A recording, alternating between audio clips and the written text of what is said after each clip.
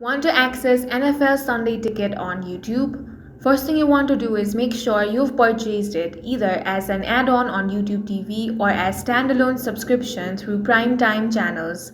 If you're using YouTube TV, then open the app or go to tv.youtube.com, sign in, and you'll see a Sunday Ticket section on the game days where you can pick from all available out-of-market Sunday afternoon games.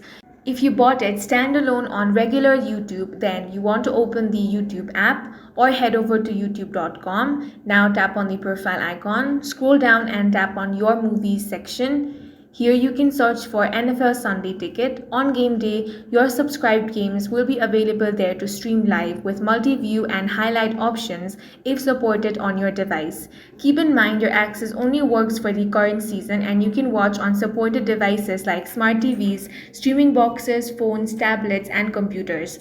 Also, some features like multi-view are exclusive to YouTube TV. And that's all for this video. Make sure to hit the like button and subscribe for more videos like this.